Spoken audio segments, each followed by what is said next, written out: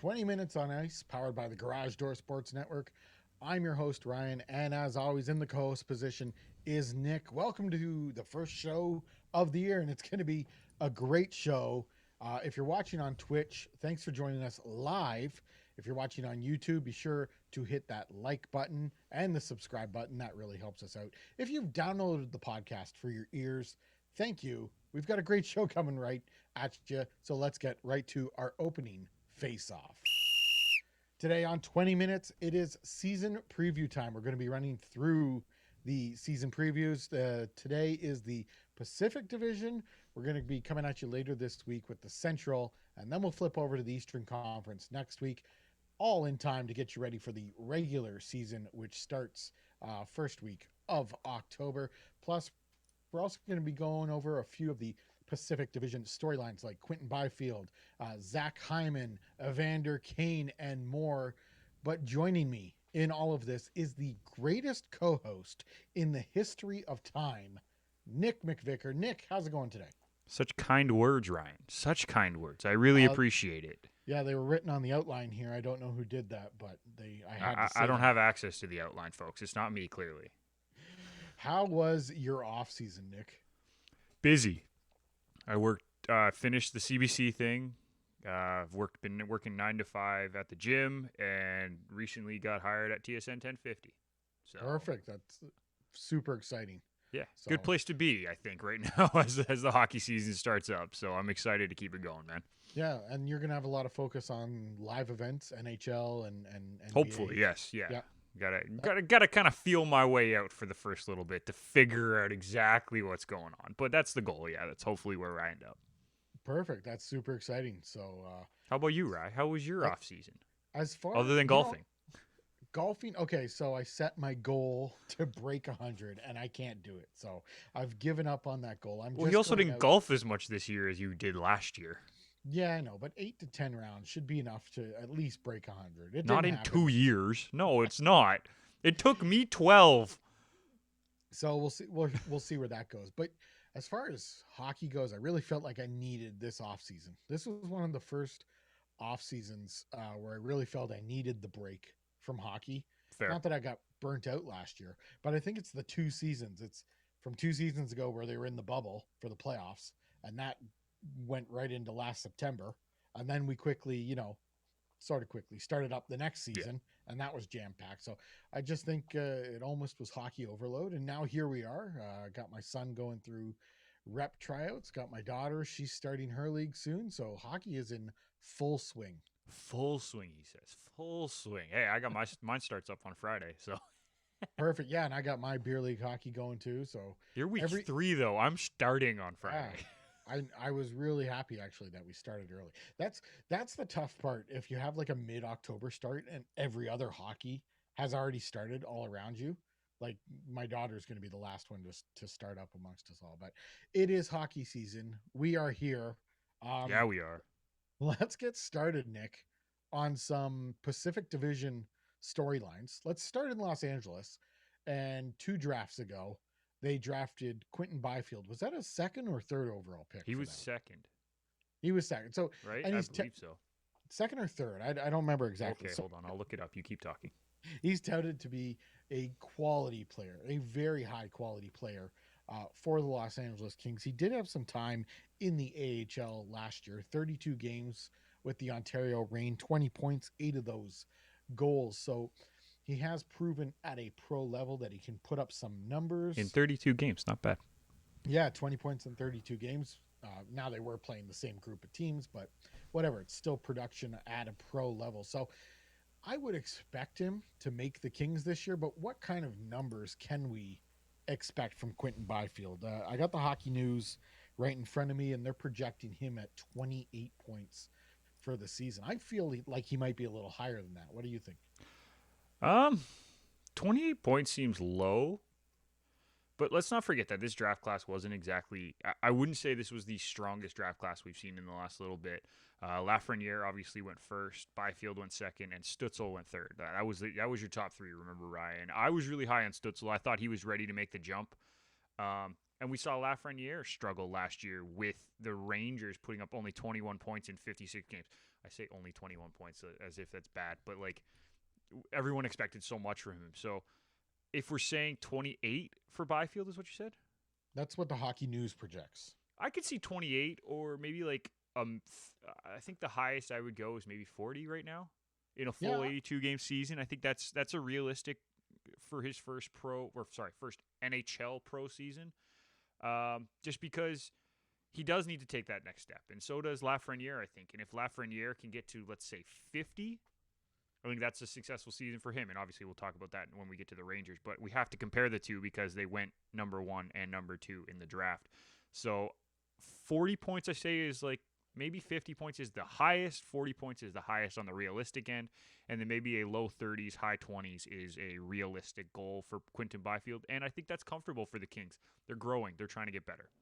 I think, and he's going to be slotted. I guess you could say third line. They signed Probably. Deneau. They signed Deneau to a sizable contract. They still have Kopitar, so I mean, he's almost cemented as that third line center. And just let him play against, maybe the number 3D pairs for each team.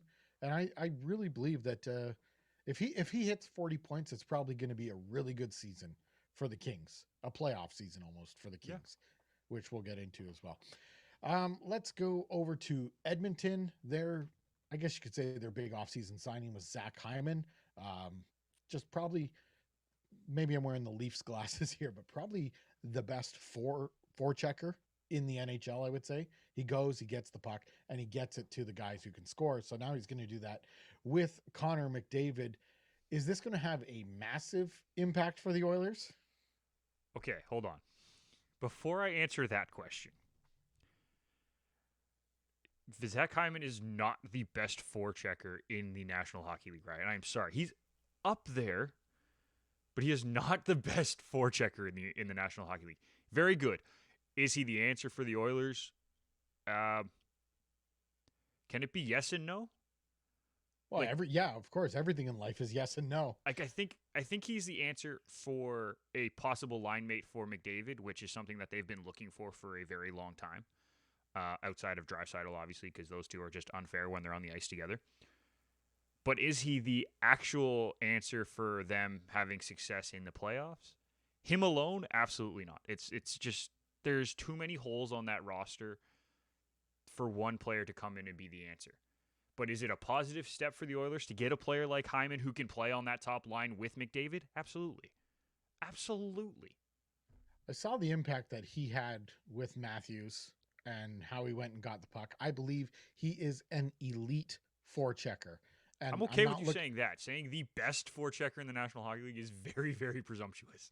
No, no, that's my belief. I really believe, and he's not going to smoke anybody through the boards. He's not an elite scorer. Yep. He's not an elite playmaker. He's an elite forechecker, and I believe that he's the best in the league, Zach Okay. Hyman, because he goes and he's got all sorts of tricks in his bag to get the puck. It's not about plowing someone through the boards and knocking them down. He just frustrates the heck out of other players. Fair So enough. Okay. I think he's going to be a big impact. I think he's going to be a big playoff impact, and it makes the Edmonton Oilers. It's a big piece for their playoff aspirations. But if we keep looking at the Edmonton Oilers, of course, everything revolves around Connor McDavid there, and he would like the refs to call the rule book.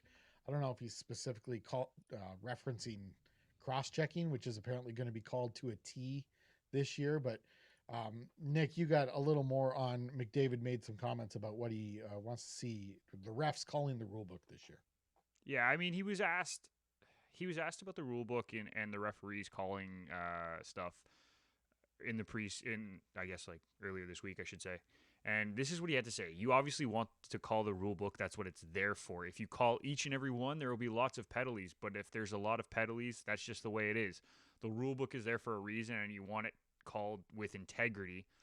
And and he also said, if you let guys get away with certain things, they're going to keep getting away with it. And I think that's the big thing. And this is what you and me talked about a lot, especially in the playoffs last year, is that some calls are just getting let go. They're not calling it. And it's happening in the regular season, it's happening in the playoffs. but it's in the rule book for a reason. Cross checks are in the rule book for a reason, right? Boarding is in the rule book for a reason.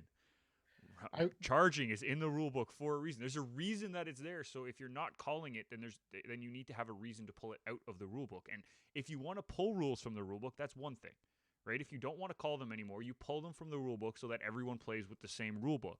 But if you're only calling them for certain players or certain situations, it's not really fair. And I actually like what McDavid said because he wasn't calling out the refs.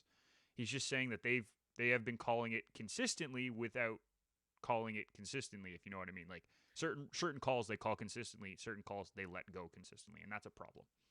This happens a lot in the NHL where they say we're going to crack down on this certain instance happening. And most of the time, the crackdown either goes by the wayside by the new year and completely disappears by the playoffs. I'd say the only time that I can remember it actually sticking is after the 2005 lockout. And they said they were going to come back and call obstruction way more serious. And they did. And there was, 13, 15 penalties a game. And, it took about a season, but the players got it.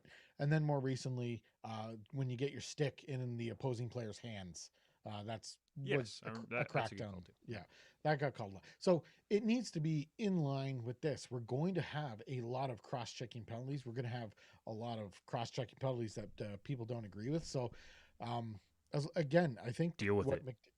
I think what McDavid is saying, deal with it. This is going to happen. If you let players get away with it, then you're just going to have cross checks throwing all over the place. So it's kind of on the referee's shoulders now. And they're going to make errors, just like the players are going to make errors. And let's hope by the new year that everything's kind of evened out and people know what's a penalty and what's not a penalty. Yeah, and I think that's what we're gonna have to wait on and see. But as long as they're calling it consistently, as long as all the refs are doing the same thing in every game, the players will learn quick. Like, yes, there's probably going to be a lot of penalties at the beginning. No doubt about it. There wasn't many in the Leaf game last night in the preseason game. I will admit that. I think there was only like 5 penalties the whole game, which is very rare for a preseason game considering all the guys are really rusty and you just expect them to stick the sticks out, right? Especially because that Leafs Habs games was half NHL, half AHL. Half is very, very generous. They met their minimums, whatever the minimum is. I know, but half is very, very generous. I was working that game. It's very, very generous. But you get what I mean, though, right? Like we will see a lot more penalties in the beginning of the season until the players figure it out. And you know what? I'm okay with that as long as it's consistently called across all the games. Like if a cross check is a cross check in one game, it should be the same cross check in another game. It shouldn't be let go. That's all I care about. And I think that's all McDavid's trying to say is that, listen, if we're calling it consistently, it's fine. If we're letting things go, we need to take it out of the rule book. That's all he's really asking. Yeah, and I think we both agree with him. So we'll see. Again, it's on the referee's shoulders. Looking down south to San Jose, and it's now back to Cali. Yeah, it's now a saga with Evander Kane. Just there was the gambling and the accusations from the ex-wife that he gambled on NHL and Sharks games as well. Now there was an investigation that's been proven from the NHL standpoint not to be true. Now there's accusations and restraining orders of domestic abuse, and he's not invited to Sharks camp at this point. And that's the right move from San Jose because absolutely his life is just a circus right now. And it's almost like the bankruptcy thing is taking a back seat because you have so many accusations from both parties, him and his ex-wife, flying around that are becoming public. They want to make these accusations public. They want to make this fight public. It's just a circus, and you do not need that around this team right now. No, and I think the Sharks did the right thing. It does suck because if these accusations are proven to be wrong, they're losing one of their, it's really sad to say, one of their better scorers and one of their better players right now because the Sharks are awful. They're really bad. They'll need scoring, and right. But no, they did the right thing. I agree with you, Ryan. Though 100%, it's the right decision for the Sharks organization to not bring Evander Kane to training camp and not bring him to the preseason. And once the accusation or once the investigation or whatever they're going into about the sexual assaults and stuff like that is handled and dealt with, then as long as he's proven that he hasn't done it, of course, then you bring him back, and it's fine because he was proven that he didn't bet on Sharks games or NHL games for that matter. Period. There's no evidence of that, and that was the accusation first. Yeah. It's like, okay, fine. So if that's clear, and now his wife is accusing him of, or ex-wife, what I don't know what their situation is currently. I think it's still wife.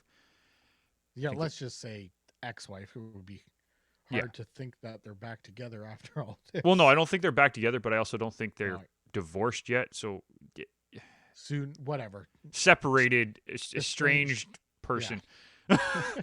estranged individual is the same person who did both accusations. There's a chance that these ones are false as well, right? So we have to wait and see, I think, at that point. We don't know. It's a wait and see, but yeah, do what you got to do. And if you've done something, then yeah, you're paying the price. absolutely. If you haven't done something, do what you have to do to get this chapter done with. Right. And if he hasn't done anything, if he can come back and it's kind of a fresh start for him, and maybe that's what he needs if he hasn't done anything. So, Nick, it's preview time. It's time to actually talk about some teams and how we think they're going to perform. Are you ready to go on this one? I think so. I think so. I'm stressed out. Right. I think I'm okay. Pacific Division. Here we go. So what we're going to do here is we're going to preview the division by talking about we each have a team that we think will succeed. We have a team that we will meet expectations, and we will have a team that will disappoint as far as their expectation goes. After we do that, we will get into our actual standings predictions and where we think each team will finish. And then we'll wrap it up with a nice Pacific Division bow at the end of that. But Nick, I will go first, and we'll talk about the team that will meet everyone's expectations. For me, high expectations in Vegas, even though their Vezina Trophy goalie has been traded away for nothing. But they will meet those expectations. I predict them to do quite well in this division. The Vegas Golden Knights will not be taking a step back. They will be the team that we saw last year. And that's fair. I think, yes, obviously you're losing Marc-Andre Fleury, but you still have Robin Lehner, and he's proven to be a pretty good goalie. Not bad, yeah. Not bad. Not a bad backup.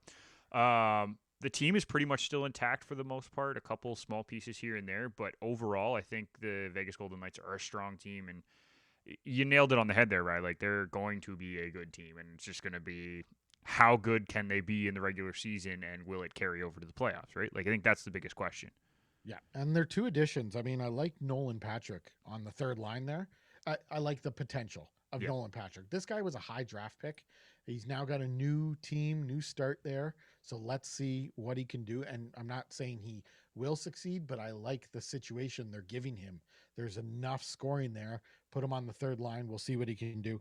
And Laurent Brossoit as the backup goalie.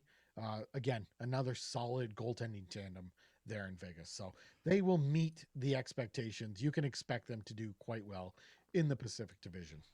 Also, don't sleep on the two potential line mates for Nolan Patrick on that third line, who they also picked up in Evgeny Dadonov from Ottawa, who could be a very, very sneaky good addition because he had a good season, and then he went to Ottawa. He did well, but not great.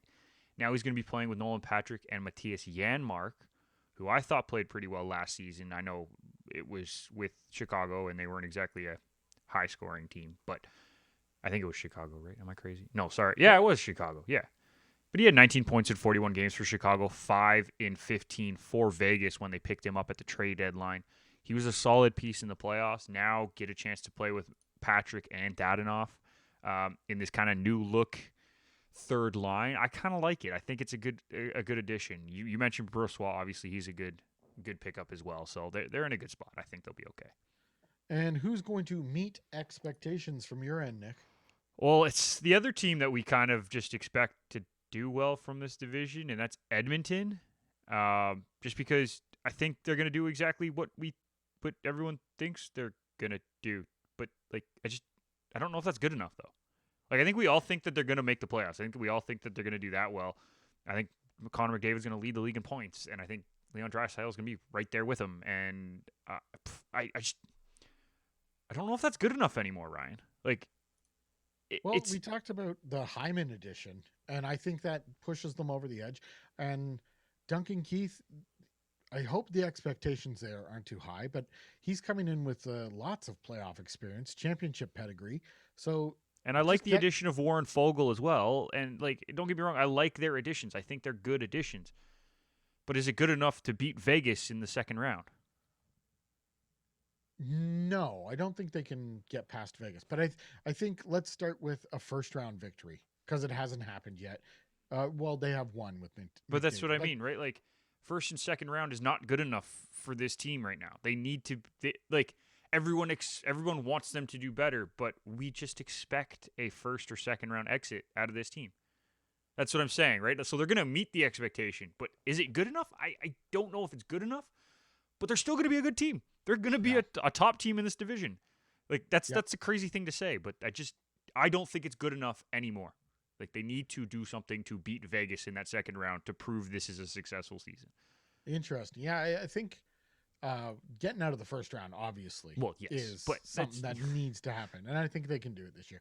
Yeah, getting past Vegas will be a challenge, but if they can put some question marks, if it comes down to that, if they can put some question marks as to if they can actually beat Vegas, or if Vegas has some trouble with them, that I might consider that a success. But I don't see them getting out of this division as far as the playoff tree goes there. So, I don't but either.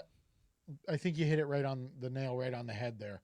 Thank you. Edmonton will meet expectations. Like they will be right there, right exactly where we thought they were. And we think Hyman's going to work with McDavid, and we think McDavid's going to score 600 points this year. It should all work out fine. 200, 200. 200. All right.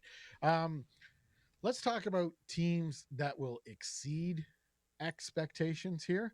I have my idea, but Nick, you go first on teams Ooh, I that get to will go first.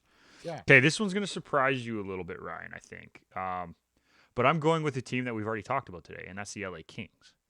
I think they're going Yes. to exceed the expectations because they're building something in LA. They got a lot of good young guys, and that's the key. They're young guys, including their goalie Cal Peterson, who I think is going to be kind of the 1A to Jonathan Quick's 1B right now. Probably maybe even a full 1 with Jonathan Quick being the backup depending on how they want to kind of ease him into the whole situation. But they have a lot of good young pieces. We talked about Byfield. How would I follow? He looked really good. He's going to be on their top line. Most likely, I should say. I can't guarantee he's going to be on their top line. They added Philip Deneau. They added Victor Arvidsson. Andre Athanasiou, Gabe Velarde is only 22. He had a good year last year. Brandon Lemieux, I liked him when he's played. They have a young couple defensemen in Anderson and Bjornfot and Waugh. They're young. I think they're building to be a very, very competitive team in 2 or 3 years. And this year, everyone is expecting them to be bottom 3, maybe even bottom 2, depending on who you talk to in this division. I think that they will exceed that. Maybe push for four, but more realistically, maybe a 5, and surprise one team. But I think they're going to exceed everyone's expectations of what they want this team to be, because I also do think that Cal Peterson and Jonathan Quick make a very, very strong goaltending duo. And when you have good goaltending, that helps a lot when you're trying to exceed expectations, as we saw with Chicago last year, who had Malcolm Subban and Lankinen play out of their minds, and they exceeded everyone's expectations. Yeah. I was listening to the 32 Thoughts podcast with Elliot Friedman, and they were Is it interviewing. 32 thoughts now? It's now 32 Thoughts. Oh, that's Sportsnet. You're a TSN guy. We can't talk about that. But they were interviewing Drew Doughty at the media event last week in New York, and he was talking about the Kings are ready to win now. He's him and Kopitar and Dustin Brown. They're fed up with the rebuild. They hated it, and now that they feel they're ready to compete now. and the pieces are there. For me personally, I need to see it. They look like nice pieces right now, but I'm looking for that great piece. Who's gonna, someone's gonna have to take it over from Kopitar eventually, and Let me someone's gonna uh, have to take it over from Doughty yeah, let me throw something eventually. in here, and then I think this is really really interesting. Okay, Cap Friendly has their projected line combinations. Byfield's actually not on it. We'll see where he actually ends up in the lineup. I think he will make the jump. I don't know where he'll end up, but the current top nine of Iafallo, Kopitar, Brown, Kempe, Deno, Arvidsson, Athanasiou, Velarde, and Trevor Moore. The combined nine, not a single player on that nine had less than 23 points last year. They can score. They have And I think they're talent. gonna. So what I think they're gonna do is just absolutely run you around because they have three lines who can probably put up points this year, which is interesting. Like that's something that we don't see very often. We saw from Vegas, right, the year that they surprised everybody. I don't think the Kings are going to be like Vegas was, but I do think they're better than everyone expects them to be. Yes, I believe that they are better. I think you're right on that one, Nick. So they will Um, exceed. I think exceed was the right you're word. right. Yep, you've done right there. A team that I think is kind of in the same area there as Seattle, same category. So my team to exceed, the Seattle Kraken. I You mean, realize you this just said that they're in the same area as Seattle? I gave You away my gave it team early. away. You gave it away. I think Seattle's in the same category as Los Angeles as far as where they could finish in this division. They could be good enough to make it, and they could also just not quite be good enough. But they're an expansion team, and nobody ever expects anything from an expansion team. I like the defense on this team. And I think this defense is good enough to get them into battling for a playoff spot. Grubauer and Drieger as the tandem there. Love that. I love Giordano on Groovy. I love Giordano on defense. Alexiak is there too. I just think they have a really solid NHL worthy defense, and the problem for them may be scoring goals. But as far as keeping the puck out of their own net, as long as everyone just plays to who they are, don't try and do anything more. This team is going to battle and maybe make the playoffs. I think this is an excellent defensive team, and they will exceed expectations because expectations are low. I think.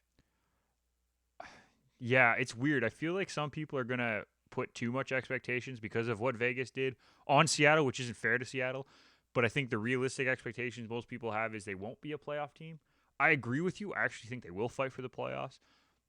The only real question for me is who's going to score the goals outside of the top line because they didn't have anyone with more than 17 goals last year. Schwartz can score. He can Right, score. I know he missed a bunch of games, but he played 40 games last year and he only had 8 goals. Yeah, and they're Right? hoping for Seattle's hoping for a breakthrough here. Right? They have And two guys who had 17 in Wenberg and Donskoy, who they have currently slotted on the third line, which is not that's happening. He will be a second line player on this you team. No think so? offense, Mason Appleton. I, I don't know. I'm okay with that, but I mean, we'll see where it goes. It's whatever. They've had Okay, 4 but games they of have camp. Kalle Yarncroke, Marcus Johansson, and Mason Appleton as the second line, and then they have Jared McCann, Morgan Geeky, and Jonas Donskoy as listed as the third line on Cap Friendly. I'm sorry, that's not going to happen. Those are not going to be the line combinations. Besides the point, though. But yeah, I agree with you. The defense is really, really strong. When you have a top pair of Vince Dunn and Adam Larson, followed by Mark Giordano and Jamie Alexiak, it's like okay, that It's that's a solid four. And then Carson Soucy and Hayden Fleury is your 5-6. It's like, okay, yeah. Maybe even Jeremy Lauzon makes a break into that lineup too. Like, I don't know who's really going to be that bottom half. They also have Kale Fleury. Like, we can't forget about him. Like, they have a lot of good defensemen. So, yeah. I feel like they have a defensive core that's just gonna get the puck out, not let you move into the middle, and they're not gonna like injure you, but by the end of the game, you're gonna realize you have so many bruises because you tried to go down the boards against them or you tried to cut into the middle. yeah. They're just going to they're not gonna beat people up, but they're just gonna rough you up. They're just gonna make it a hard day at the office, and I I really love the want to see, defensive I would core. like to point this out, Ryan. I really, really, really, really, really, really, really want to see an all Fleury defensive pair. It it would be interesting. You might see it during the preseason. Maybe they can work something out there. Well, I I don't think know. both of those guys are NHL capable defensemen, though. So, like, it would be interesting if they became a pair and they worked really well in training camp together because they know each other so well. Maybe it would be a good pair. Not to mention that one of them's left-handed, one of them's right-handed. Like, it kind of just like it screams it has to happen. It won't, probably won't, but I really want it to happen. And yeah, we'll see what happens there. I mean, they've played an inter squad game, and right now they're playing a preseason game in Everett against the Canucks. So there's still time there, Oh, and we'll those see what knuckleheads. happens. Yeah, we'll see what happens with Seattle. Nick, it's time to talk about those teams that are going to disappoint us. Wah, And you wah. enjoyed going first last time, so I'll let you go first again on I the get to go first disappointing. again. Wow, you're so kind today, Ryan. First, you The call me the best disappointing. co-host on earth, and Yeah, I don't know what happened there. yeah, listen, I don't like talking about teams that are going to disappoint. It's never fun to talk about teams that are going in the wrong direction, but we have to do it. And for me, it's there's only one team in this division that I really think is going to disappoint off of expectations, and that's the Calgary Flames. They are not going in the right direction. I'm very, very concerned about this team because they don't seem to be coherent enough in camp to be able to have a direction to go at. Right? They just lost their captain in Giordano.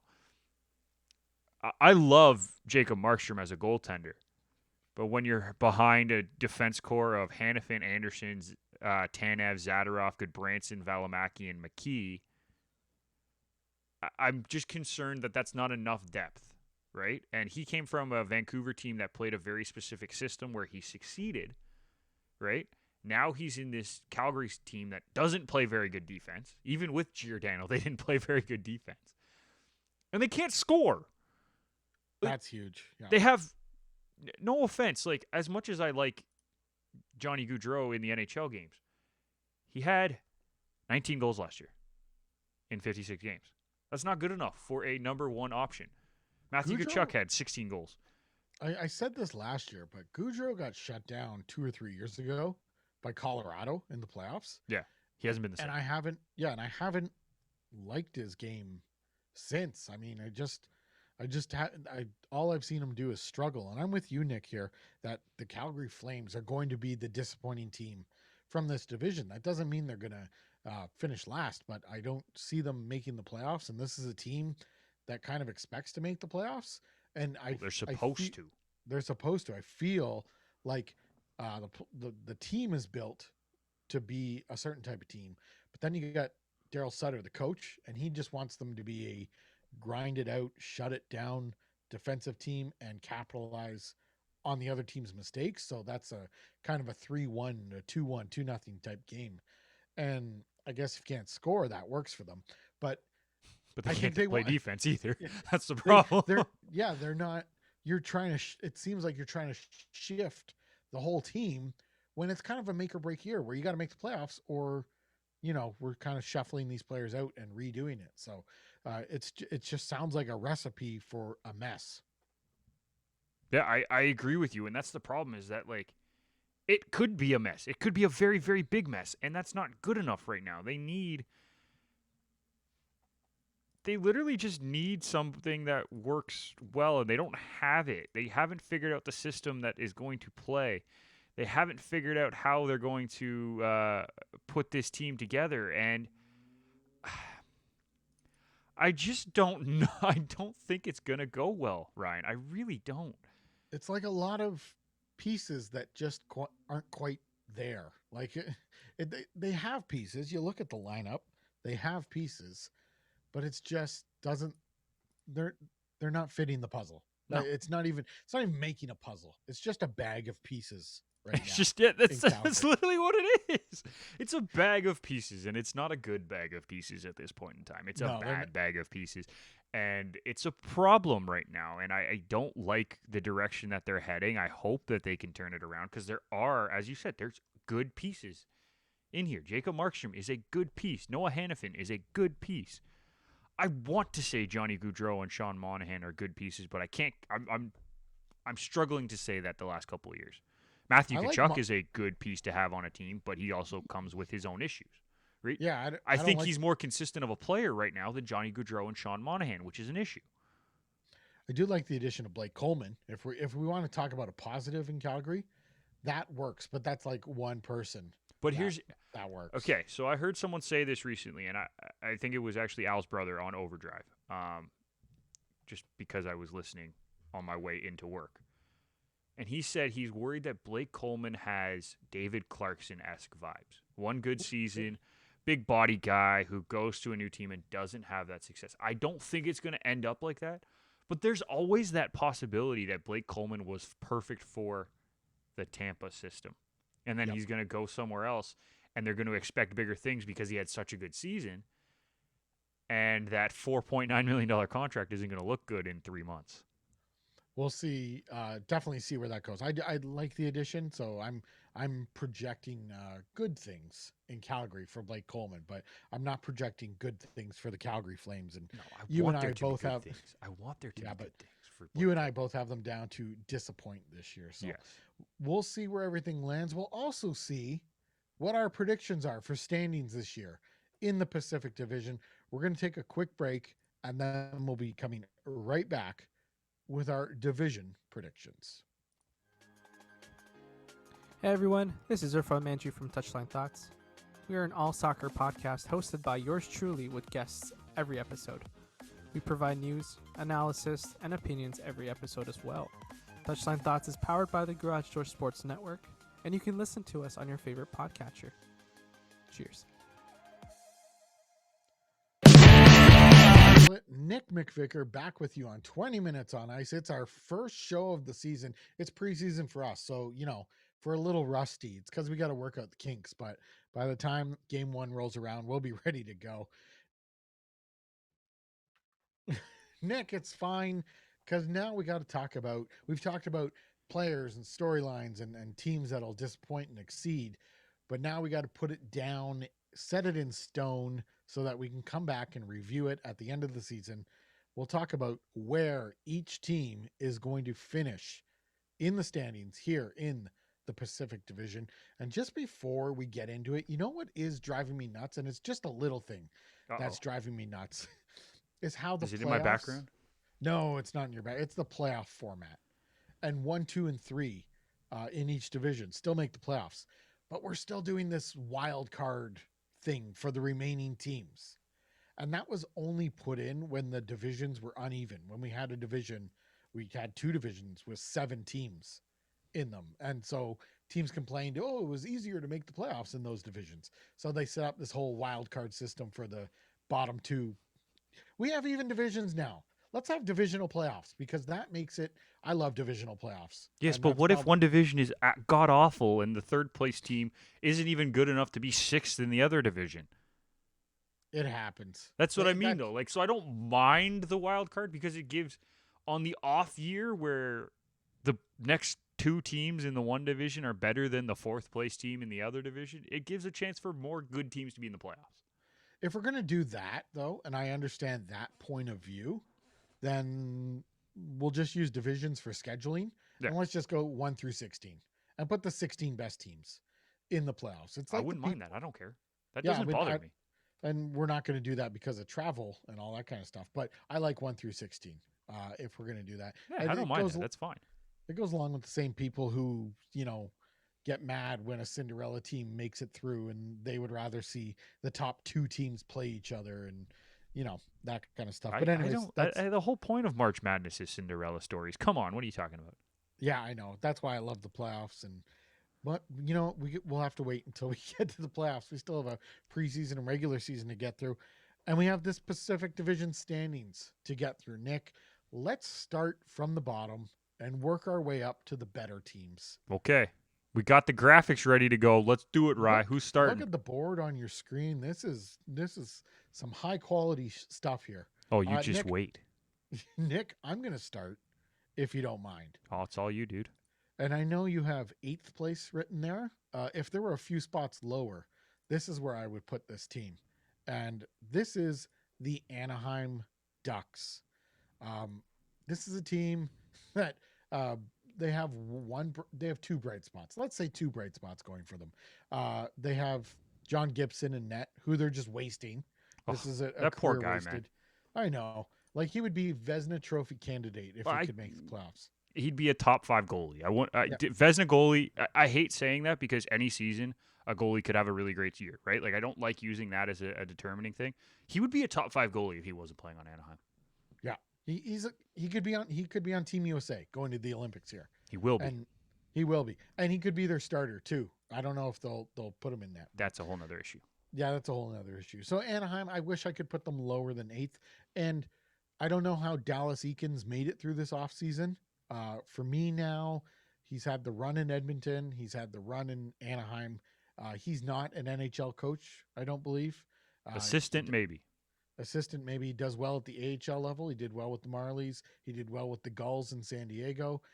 But I think when he makes that jump to NHL, it hasn't worked out, and this team will continue to be a mess. Absolutely. I agree with you, and that's why they are 8 on my list as well, Rye. Like, they're just not good enough right now, and it sucks because, as we said, Gibson is so good. Like, there's really no reason you should be this bad. And they have some good pieces, right? Jamie Drysdale is a very, very solid defenseman prospect. Fowler is a very good player. Hampus Lindholm is a very good player. Manson is even a very good defenseman. Now they added Shattenkirk as well. Like, yeah, I just want to talk about Fowler though. That I feel like that's a career almost winding down. It feels like he's totally forgotten. This guy was supposed to be a top defenseman again, someone who could play on the U.S. Olympic team, and he's just been buried in Anaheim. Well, the sad part is that I just named off 4 defensemen, 5 if you count Shattenkirk, because he's going to be on the bottom pair anyway. So let's say 5 defensemen as players who would be very good. So what's the problem here? Oh, yeah, the forwards forget how to play defense, and they can't score, and there's issues there. There's huge, huge issues on this forward group. And Max Comtois, yeah, he looked good. They do have who are they adding this year? Guy who excelled at the juniors. Trevor Zegras? Yeah, Trevor Zegras, yeah. Yeah, so I mean he'll need to have almost a Calder season. Yeah, but between him and Sam Steele, both kind of young guys, along with Comtois, like when your 3 biggest players are under 23 years of age, like that's an issue on the forward group. Usually you need someone with experience up there to do something, but they don't have it. This is the Ottawa Senators all over again, where you have too many young guys and you don't have any veteran presence. And just Getzlaff. Well, they're counting on Getzlaff and Ricard Raquel and Silverberg. So we'll see what happens there. But I just see not good enough. Hope. They're not good enough anymore. That's the problem. I Henrique as well. I know Henrique is there. I can't really rip on Henrique. I thought he had a decent year despite playing for the Anaheim Ducks last year. They need everyone to play better. Yeah. And that rarely, if ever, happens. Yeah, exactly. So, Anaheim, both of us have them in 8th. Going on to 7th spot, it's a team that really thinks, for me, they really think they're better than they are, but I don't see them making any strides here. San Jose Sharks, I have finishing 7th in this division. There might be, reason for success here on this team, but I haven't seen enough changes. And the biggest thing that scares me about the San Jose Sharks, they're going into the season with a goaltending tandem of James Reimer and Aiden Hill. That's, for me, not going to That's concerning. That's not going to get the job done. They still got Brent Burns and Carlson on the back end. But again, they're kind of becoming forgotten because that entire team isn't playing up to its capabilities. Yeah, no, I agree with you, Rye. And that's why San Jose's 7 on my list too. Like they're just not good enough. No, I don't see it happening here. It's sad because, as you said, they have good pieces, but good pieces can only get you so far. And right now, they're just those good pieces aren't even getting them that far because they aren't playing well. And look at Tomas Hertl. He's could be their number 2 center there. They're not going to have Evander Kane, and apparently Hertl, there's rumors that he wants out, or they're trying to move him. So it's just it wouldn't surprise me. Like, yeah, it's like a team just kind of surrounded by bad news. Yeah, That's exactly what it is. And again, there's really no reason for it. Like they shouldn't be this downtrodden because they have the pieces, right? Like Like Logan Couture is a superstar, yeah. and again, it's a situation where it's the talent's almost being wasted. So, you and I both have the San Jose Sharks at 7th in the Pacific Division. Now, for my next three slots, 4, 5, and 6, you could almost shake these guys up, and they could fall anywhere in these next. I almost might include 3, 4, 5, 6. Those teams for me, they could fall anywhere in those four slots, but we had to make a decision. So there's just not a Yeah, belief I forced enough. him to, folks. He made me tell him to make a decision, so I made him make a decision. There's not enough belief on my part, so I have the Los Angeles Kings in 6th place. I fully understand that they very much could finish higher. I just don't have enough belief in that team right now, so I put them in the number 6 spot for me. And you know what? It's funny, right? Because like I get I get what you're saying there. Like there is question marks. I'm not going to lie about that. There obviously is question marks, but is it a question mark that can't be solved this year? That's the biggest thing for me. And there's another team that I think will finish below them. So I don't have the Kings there, but tell me, like, give me a reason why these Kings are going to finish sixth behind everybody else quickly. Their forward group, again, there's not enough game breakers or exciting players there. So I just don't think it's enough to push them over the edge, and that's why I have them at 6th.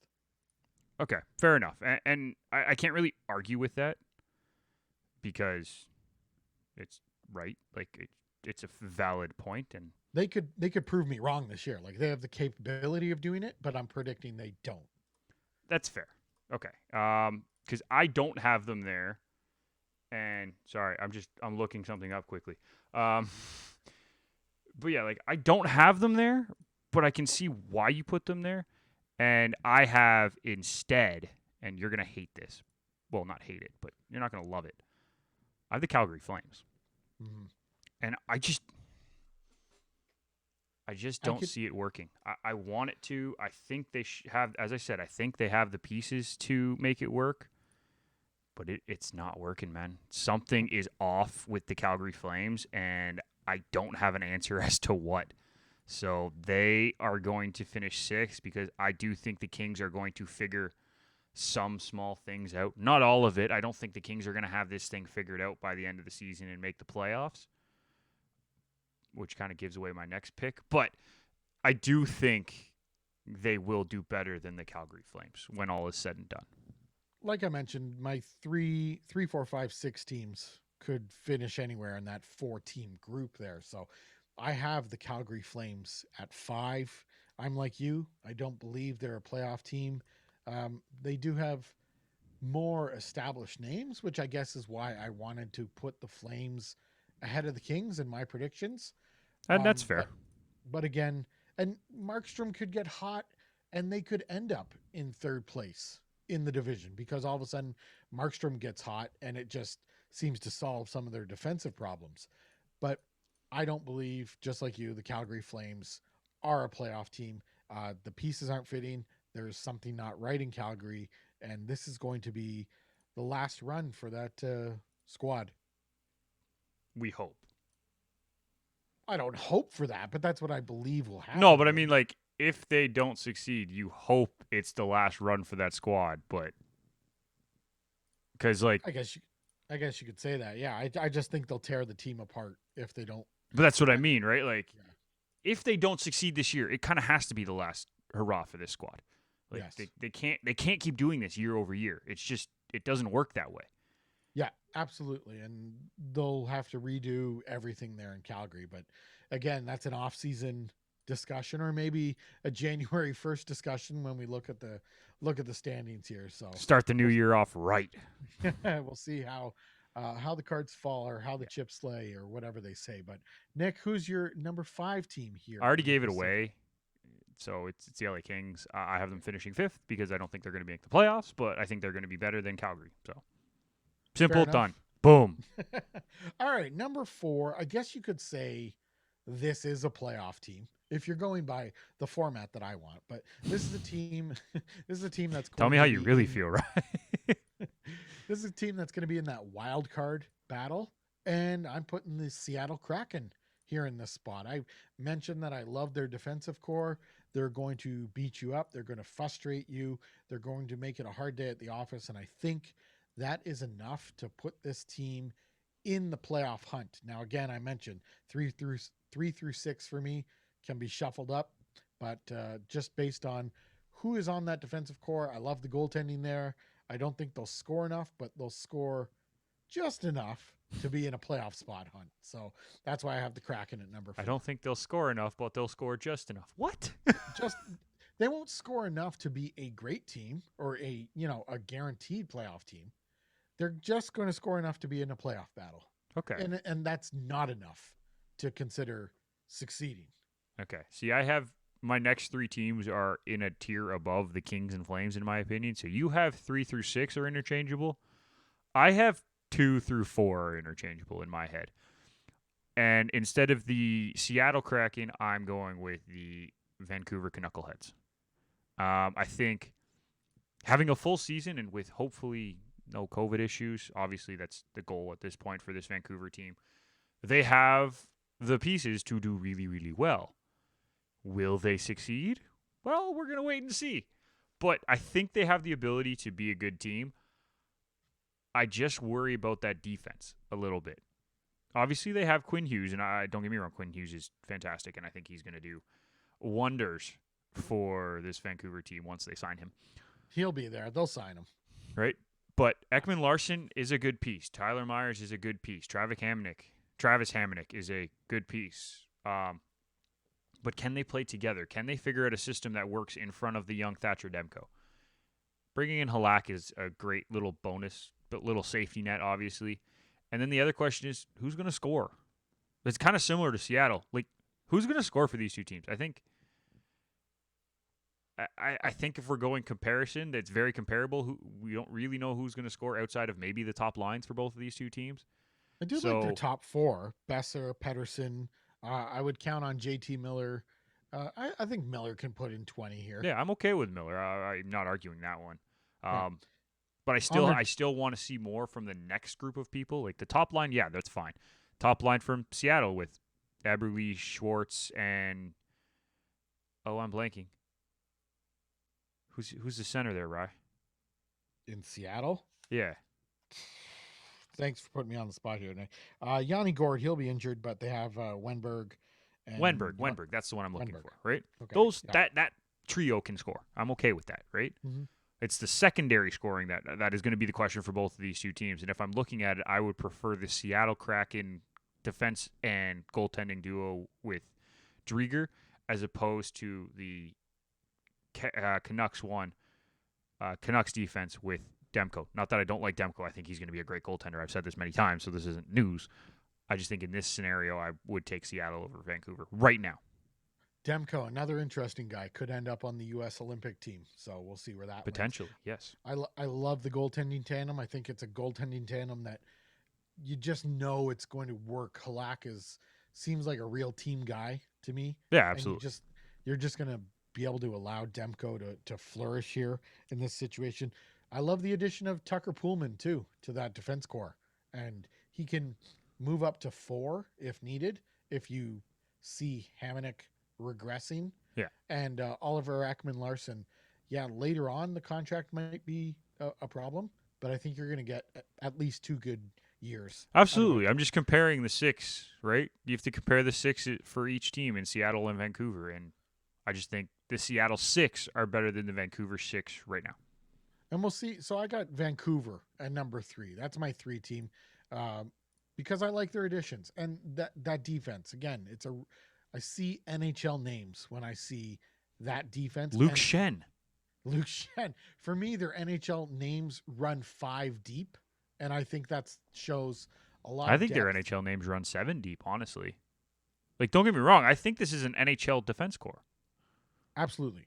And I'm interested to see what Connor Garland can do there as well on that Vancouver team. And I like Travis Green as a coach. I just think he's You really do. You've told me this many times. I think he's a new age coach, and I just think he gets it, and he can be hard on the players in a good way. That it's kind of that, oh, I hate that coach, but he's right. That kind of attitude. So I like where the Canucks are headed at this point. So I do have them in my number 3 spot.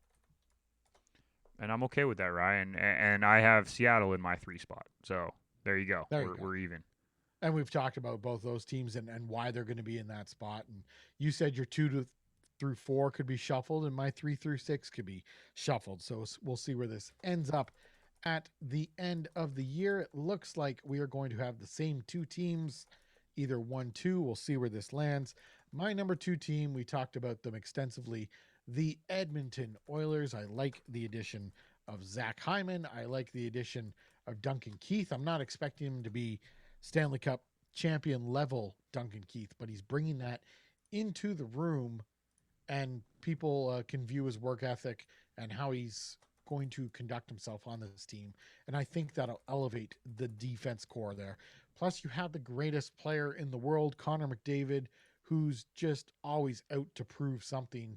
He's going to try and top his points per game pace from last year, which was it was 2, wasn't it? Or nearly 2, just under 2. He's going to go out there and try and top it this year. So I like where the Oilers are headed, and I have them in my number 2 spot. Again, the big question mark on that team is the goaltending, because they're coming back with Smith and Koskinen again.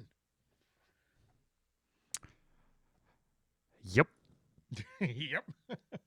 Do you have the Oilers at number 2 along with me, Nick? Yes, I do. There you go. I have them at number 2 just because I love Connor McDavid. I love Leon Draisaitl. I love what they've done together. I think they have very good pieces on the back end with Darnell Nurse. You mentioned Duncan Keith. I'm not 100% sold on that one, but I do like Tyson Barrie in that role. Forgot about Barrie as there, well, yeah. playing with Nurse. I think that's a good pair.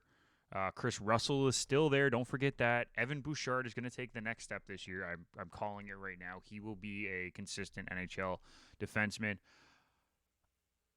I still have question marks of where the secondary scoring is going to come from, because if we're going to assume that Zach Hyman is playing on the top line with McDavid, which I think that's a fair assumption at this point, and Warren Fogel's probably going to play on the second line with Leon Draisaitl, and the Nuge is probably going to be thrown on either one of those lines, or maybe he's going to send to the third line. I don't know. No, Nuge is on the second line, and he's going to thrive this year. It's going to be a good year for the Nuge. Right, but I just don't know where the scoring comes outside of those 4 players. Right? Like maybe 5. Sorry, 5 players technically, because I said Fogel. Like, I'm sorry, Zach Kassian is not a goal scorer. But if you look at those 5 players and you look at the teams that you have listed underneath the Oilers, and I don't like any of those teams' offense more than I like the Oilers' offense. I'm not saying that. That's why they're in second. But I'm saying if we're comparing them to the other team, like it's for me here. Just hard. Vegas is the runaway winner of this division. Yeah. And we kind of talked about this last year, or when we did our Seattle expansion draft show. And this division kind of becomes a weak division here. Like 1-2 seems pretty set to me, and there's still a gap between 1 and 2. See, the one thing that I can say about the chance that Edmonton may fall down is because what you said, Ryan. Are you ready for this? Yep. They're bringing back the duo of Ryan Smith and Mikko Koskinen. Mike Smith. They're not putting Ryan Smith. Sorry, Mike Smith. It's Mike. Sorry. I was hoping they were bringing back Ryan Smith. He might help with scoring issues. It might be okay, yeah, but I think he's set in retirement. So I think he's pretty comfortable. But bringing back Mike Smith and Mikko Koskinen. And no offense, like I liked what Mike Smith did last year. I thought he actually played very, very well. But he's another year older. And I'm sorry, Mikko Koskinen has not proven anything to me. Anything at all. So right now, I'm not happy enough with the goaltending situation. And if one of these teams in Vancouver or Seattle can kind of figure out their secondary scoring issues that I was just talking about, maybe they can pip Edmonton for second in the division. Do I think it's going to happen? No, but there's that possibility. Whereas Vegas, they're clearly better across pretty much every position. They have such solid forwards. Like they don't really have an elite game breaker. They have really good Stone. forwards. I, yeah, but is Stone an elite? He's a superstar. But I'm talking about the next level Oh, up. you're talking about like the McDavids, the McKinnons, those guys, right? Those kind of guys, the needle movers almost. But I Okay. mean, I My like fault. Stone, Pacioretty, Marchessault. Who else do they have here? Carlson, Riley Smith, Perfect. Yeah, and Nolan the Patrick. the He's additions, the game Nolan breaker. Patrick, Dadonov. I mean, it's just very deep there. The defense is extremely solid. For me, they're the clear number goaltending. We've talked about it. They're the clear number one They're in this clearly, yeah. division. Edmonton's clear number 2, and then we'll see what happens after that. And Anaheim is the clear number 8. They should be the clear number 8. San Jose might force their way in if they can't find any scoring, but We'll see. Anaheim should be number 8. San Jose should be easily number 7. Let's recap the picks here quickly. Nick's picks: 8 Anaheim, 7 San Jose, 6 Calgary, 5 Los Angeles, 4 Vancouver, 3 Seattle, 2 Edmonton, 1 Vegas. Recapping my picks: Anaheim 8, San Jose 7, Los Angeles 6, Calgary 5, Seattle 4, Vancouver 3, Edmonton 2, and Vegas 1. Nick, lock in the picks and we'll revisit them at the end of the regular season to see how we're doing. Locked in. What do you want me to do, Ryan? Just do something there, but it's locked in. Locked. So. And there is the horn that brings an end to this 20 Minutes on Ice. Be sure to subscribe. I guess the randomizer's still on vacation. Randomizer's still on vacation, but when we do return to regular season shows, you'll be able to catch us live here on Twitch. We try to go every Sunday night, 9:30 p.m. Eastern is when you can catch us live on Twitch. If you can't catch us live on Twitch, the shows become available on YouTube in video format. You can also download the audio version of the podcast as well. But Sunday night is the night for 20 Minutes on Ice as we go over the news and notes of the hockey world. And then we have our 3 Hot 3 Not segment, and we conclude each show with the randomizer, which is just kind of a fun game, a good way to end the show on a lighter note. Be sure to subscribe to the podcast. Like I said, if you're watching on YouTube, hit the like button, hit the subscribe button. You can follow me on Twitter at Ryan_H16. Follow Nick on Twitter at Nick McVicker. Follow the show on Twitter and Instagram at 20 Minutes on Ice. You can also find all of our information on garagedoorsports.com. Find us and all the other network shows under the shows tab. We will be back later this week. We're aiming for Tuesday, again, 9:30 p.m. Eastern. We'll be doing the Central Division preview, and then next weekend we'll start getting into the Eastern Conference, preparing you for the coming NHL season. For Nick McVicker, I'm Ryan Haslett. Thanks for listening, everybody.